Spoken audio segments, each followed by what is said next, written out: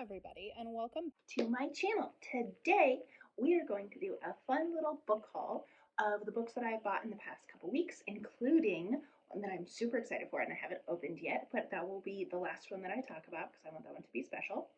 But let's get started.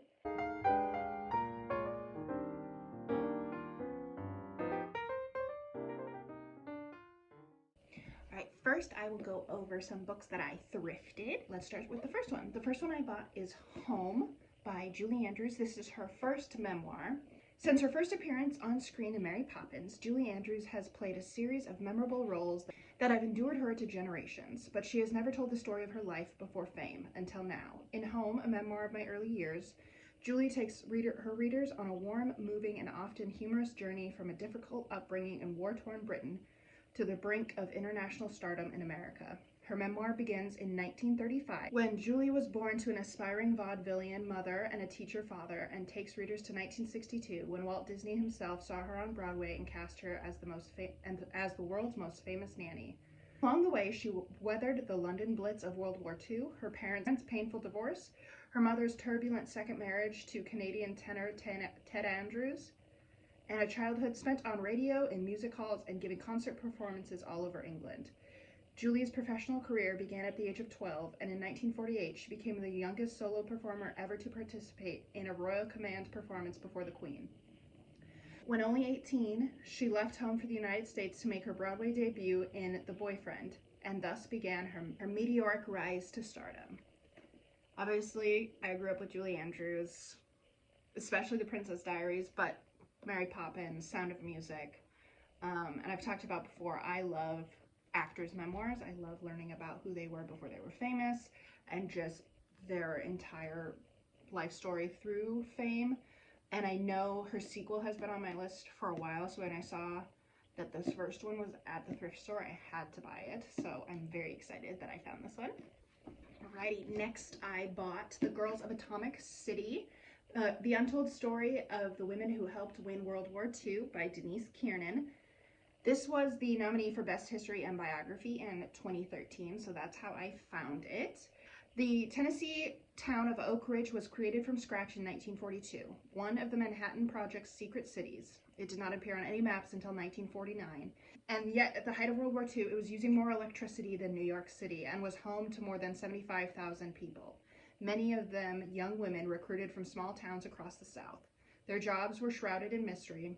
They were buoyed by the sense of shared purpose, close friendships, and a surplus of handsome scientists and army men. But against the vibrant wartime backdrop, a darker story was unfolding. The penalty for talking about their work, even the most innocuous details, was job loss and eviction. One woman was recruited to spy on her coworkers. They all knew something big was happening at Oak Ridge, but few could piece together the nature of their work until the bomb, Little Boy, was dropped on Hiroshima, Japan. And the secret was out. The shocking revelation: the residents of Oak Ridge were enriching uranium for the atomic bomb. Though the young women originally believed they would leave Oak Ridge after the war, many met their husbands there, made lifelong friends, and still call the 71-year-old town home. The reverberations from their work they didn't fully understand at the time, are still being felt today. I mentioned in an earlier video, I'm very interested in reading lost stories of women and their impact on history. And so this one sounds super interesting, and I was super pumped to find it at the thrift store. Alrighty, the next on my list I found at the thrift store is Men Explain Things to Me by Rebecca Solnit. In her comic scathing essay, Men Explain Things to Me, Rebecca Solnit took on what often goes wrong in conversations between men and women. She wrote about men who wrongingly assume they know things and wrongingly assume women don't, about why this arises and how this aspect of the gender wars works, airing some of her own hilariously awful encounters. She ends on a serious note, because the ultimate problem is the silencing of women who have something to say, including those saying things like, "He's trying to kill me." This just sounds amazing. I've been really into, again, reading more essays by women about women's struggles, and this just sounded really good, and I was super thrilled when I found it at the thrift store. So that is now heading onto the bookshelf. I've got two that I purchased. This first one I accidentally purchased in large print, so it looks massive, but it's really not. I just accidentally purchased the large print, and that is Scoundrel: How a Convicted Murderer Persuaded the Women Who Loved Him, the Conservative Establishment, and the Courts to Set Him Free by Sarah Weinman. This is another true crime novel, and I'm super intrigued to read it. In 1960s, Edgar Smith, on New Jersey's death row for the murder of teenager Victoria Zelinsky, struck up a correspondence with National Review founder William F. Buckley Jr., beginning a bizarre, tragic tale of mid-century America. Sarah Weinman's Scoundrel leads readers through the twists and fates and fortune that brought Smith to freedom, celebrity, and eventually prison for attempted murder of another woman. Scoundrel shows with clear eyes and sympathy for all those who entered Smith's orbit, how he was able to manipulate, obfuscate, and make a mockery of well-meaning people in the American criminal justice system. It tells a forgotten part of American history at the nexus of justice, prison reform, and civil rights, and exposes how one man's ill-conceived plan to set another man free came at the expense of Edgar Smith's victims. From the people Smith deceived to Americans who were willing to buy into his lies, Weinman explores who in our world is accorded innocence and how the public becomes complicit in stories we tell one another.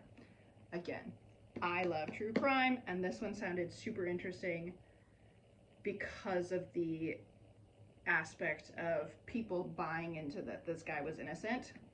So that sounds super good. Alrighty, and the last one I ordered that has not yet arrived is Lost and Found by Catherine Schultz. 18 months before Catherine Schultz's father died, she met the woman she would marry. In Lost and Found, she weaves the story of those relationships into a brilliant exploration of the role that loss and discovery plays in all of our lives. The resulting book is part memoir, part guidebook to living in a world that is simultaneously full of wonder and joy, and wretchedness and suffering. A world that always demands both our gratitude and our grief. It's a memoir, which again, I love memoirs. And it just sounds like so beautifully written in terms of the intertwining of the joy she found and the grief that she was experiencing. It sounds like an amazing read. It was a nominee for Best Memoir and Autobiography in 2022. So it just sounds fantastic.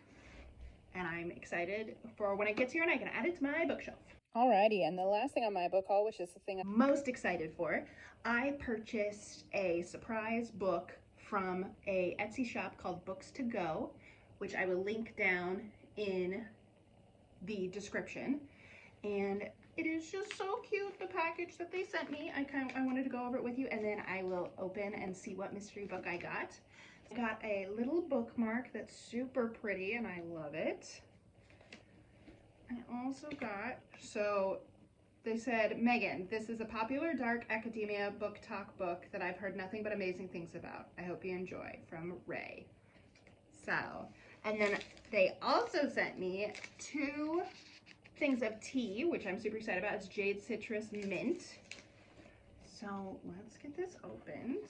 I'm so excited about this. Oh, and I got stickers. Oh, and I got cute, look at these. That's so cute. And the printing is so cute. It's got little hearts all over it. All right.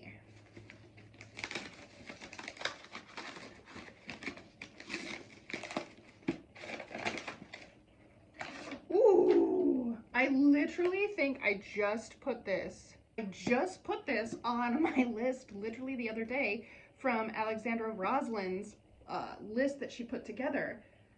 I am so excited. It is If We Were Villains by M.L. Rio. Enter the players. There were 7 of us then, 7 bright young things with wide, precious futures ahead of us. Until that year, we saw no further than the books in front of our faces. On the day Oliver Marks is released from jail, the man who put him there is waiting at the door.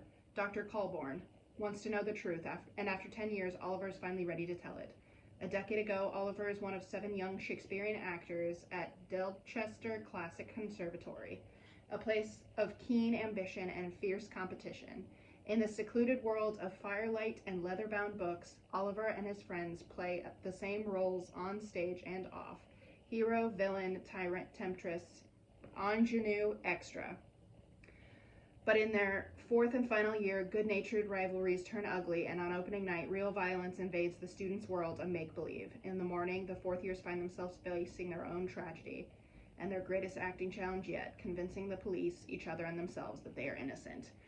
I am so happy that this is the book that was in here, and I am thrilled to read it. So definitely go check it out. It is such a cute little Etsy store, and I love everything just personalized. It's very cute. So yes, it is BooksToGogh. Like I said, I will link it down in the description below. It is BooksToGogh, as in Vincent van Gogh or Van Gogh, depending on where you are in the world and how you pronounce it.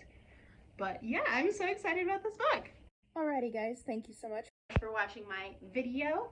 I hope you enjoyed. Give this a like and subscribe to hang out with me more here with me in my books. But I will see you all in the next video. Bye-bye.